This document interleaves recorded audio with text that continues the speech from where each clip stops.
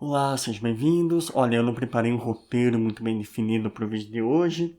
Eu já gravei alguns livros, eu pensei em editar esse livrinho aqui chamado Sofrimentos do Jovem Werther, mas acho que fica para depois. Hoje eu quero fazer alguma coisa diferente. Eu acho que vale a pena a gente discutir um pouco acerca de livros de história. A história em geral, né? Principalmente três temas que de certa forma são conturbados. E eu queria deixar aqui três indicações, certo?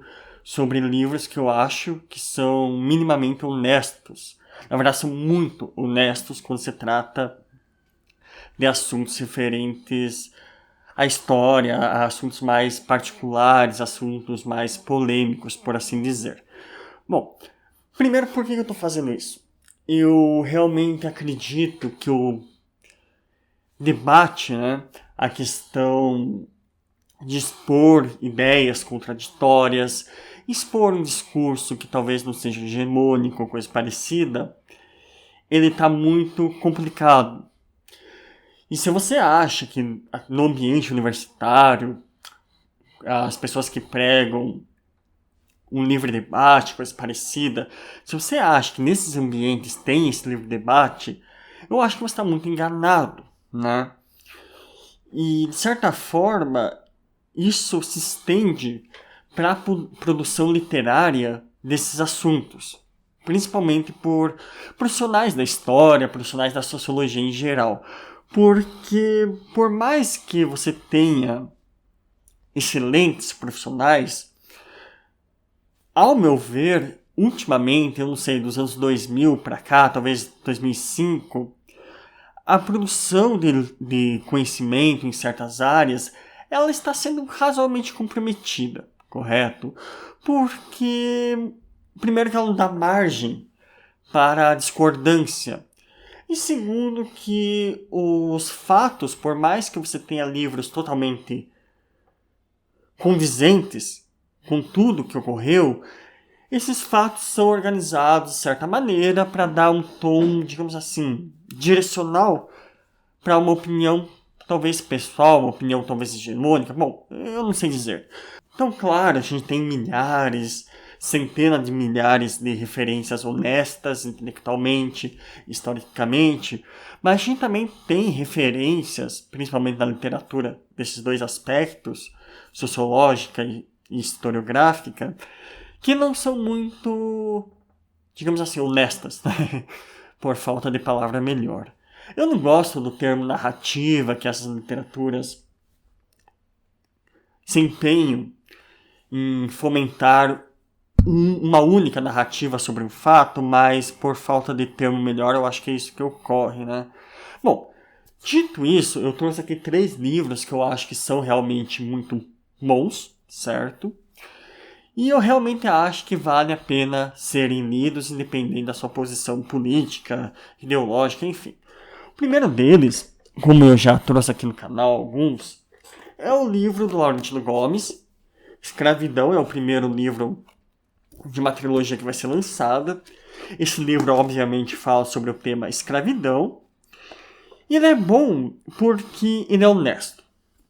Eu acho que dificilmente você vai ver um professor utilizando um livro desse, não porque o professor é desonesto, mas porque ele não é um livro acadêmico, tá?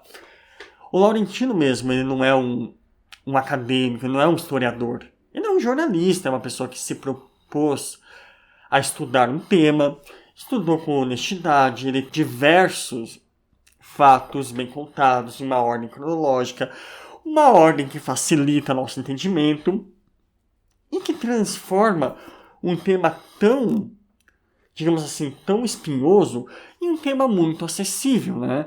Um tema que qualquer um pode chegar e entender pelo menos minimamente, para que a gente não fique com essas opiniões meio vagas, por assim dizer. Esse livro, em geral, ele vai contar desde o primeiro leilão de escravos até mais ou menos, deixa eu ver aqui, a época de Zumbi dos Palmares, a extração de ouro, enfim. E falando já sobre assuntos polêmicos, O capítulo que ele dedica a Palmares é um capítulo muito, mas muito bom, onde cada citação que ele faz, ele traz uma referência, certo? E ele explica o porquê da gente não ter muitas evidências, do porquê ser tão fácil formar uma opinião acerca de Palmares, acerca de Zumbi dos Palmares, do porquê essa figura ser uma figura tão contraditória, por assim dizer. E sim, é realmente muito, muito esclarecedor. Então, assim, se você está começando a leitura sobre esse tema, se você não conhece nenhum outro autor que fala sobre a história da escravidão, e confesso que são poucos no Brasil, essa história ela é, de certa forma, aglutinada em um pequeno grupo de pessoas, eu realmente recomendo esse livrinho aqui chamado Escravidão, do autor Laurentino Gomes, correto? O segundo livro, que eu realmente acho, diferentemente desse livrinho aqui, tá? Apesar de eu gostar muito, obviamente, mas eu realmente acho que é, de certa forma, uma obra-prima, uma obra singular, uma obra muito, mas muito boa mesmo, é esse livrinho aqui. O Homem que Inventou Fidel Castro, do autor e também é jornalista, Anthony de Palma. E por quê? Bom, primeiro que a literatura a respeito da dita Revolução Cubana, né, ela é muito escassa em certos aspectos. Não, claro, você tem literatura muito boa, mas às vezes ela não é tão condizente com o que realmente aconteceu, enfim. E em outras vezes, essa mesma literatura, ela se propõe a fazer uma análise, digamos assim, mais politizada do assunto, e muitas vezes essa análise não é condizente com a realidade. Esse livrinho aqui, ele vai fazer o seguinte, ele vai fazer um compilado geral de cartas, de artigos, vai propor que Fidel Castro, a figura mitológica de Fidel Castro foi alavancada, pelo menos assim, por um jornalista chamado Herbert Matthews, certo? E para ele, de certa forma, sustentar essa tese, que eu duvido muito que seja uma tese que possa ser contestada, ele vai justamente trazer artigos da época, artigos estadunidenses, vai retratar o impacto que esses artigos tiveram na sociedade cubana na época, vai falar sobre a expedição do Fidel ali, né, para, entre aspas, tomar o poder, né? A gente sabe que demorou um tempo, mas essa questão toda complexa ele vai tratar de uma forma muito realista. Ao meu ver, ele não tapa o sol com a peneira, ele fala, foi isso que aconteceu, isso levou a isso, e por isso, isso. Pronto, né? Ele vai, talvez, nos eximir, assim, de qualquer opinião política dele, e vai, talvez, deixar a gente mesmo formar a nossa própria opinião. E, né, fazendo um adendo, esse livro ele é muito recomendado por historiadores, gente. Historiadores muito renomados. Então, sim, eu acho que vale muito a pena. Eu acho que vale a pena até eu fazer um review completo desse livro aqui, tá? Mas isso fica para depois. Bom, e também vale a pena falar que ele traz muitas ilustrações da época. Então, se você tiver curiosidade, tiver um empenho para ler os artigos que foram lançados sobre o assunto naquela época, esse livro é uma boa indicação mesmo. Eu realmente acho esse livro muito bom. E o terceiro e último, pensei em trazer um quarto, é esse livro aqui. Ditadura à Brasileira. A democracia golpeada à esquerda e à direita pelo autor, historiador Marco Antônio Villa. Você já deve conhecer o Villa. Ele é um historiador, comentarista político, ele tem suas opiniões acachapantes, né? Mas isso a gente deixa de lado, isso você pode não concordar, você pode discordar da sua forma, da forma que você bem entender, mas o Villa, ele é um historiador, ele tem uma ampla publicação bibliográfica, tem centenas, sem exagero, de artigos publicados, dezenas de livros, e é uma pessoa muito, mas muito conhecedora da história do Brasil, da América Latina em geral, e também da história mundial. Isso a gente não pode negar. E esse livrinho aqui, como se trata de um assunto tão parcial, certo? Dependendo da pessoa que você pegue, vai ter uma opinião contraditória, uma opinião que não te agrada, a outra vai concordar com tudo que você fala, mas enfim. Eu acho que esse assunto, principalmente nos tempos de hoje, é um assunto que ele é muito maltratado pelos dois lados da história, né? Tanto pelas pessoas que apoiam de forma veemente a ditadura, das pessoas que negam a ditadura, né? Ou que, né, enfim. Tanto das pessoas que criticam tanto a ditadura e tudo mais, porque do mesmo modo que você tem as pessoas que apoiam, sem saber por que apoiam, você tem as pessoas que criticam, sem saber por que criticam, certo? E esse livro, ele faz as duas coisas, tá?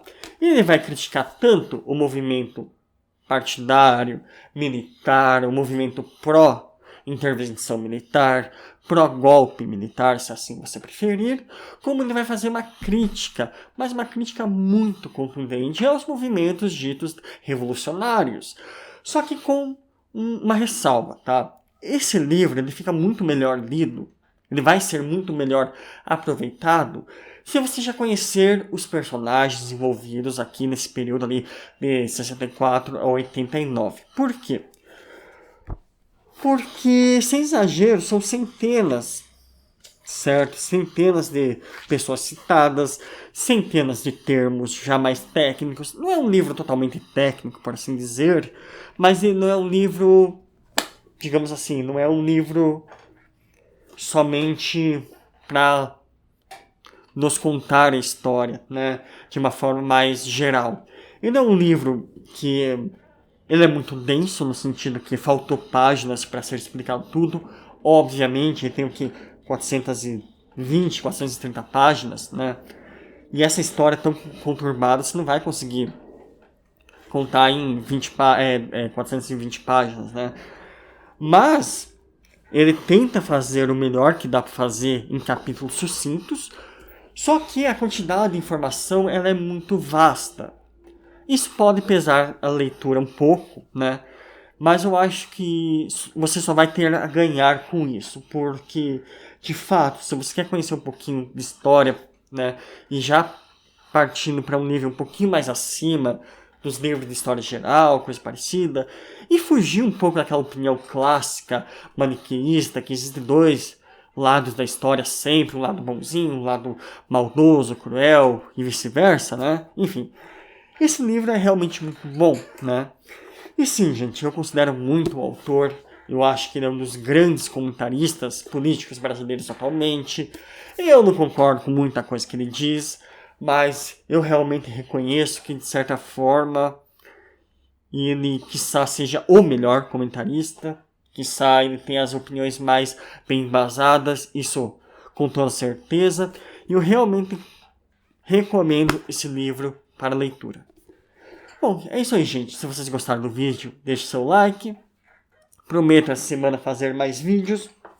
Trazer esse livrinho aqui, Sofrimento do Jovem Werther. Trazer o livro que já está gravado, Lolita, do Vladimir Nabokov. Só que eu acho que por motivos óbvios, esse livro não ia ser tão bem visto agora, então eu deixei isso um pouco de lado, mas ele já está gravado, só falta editar, enfim. E é isso, pessoas, até a próxima e até mais.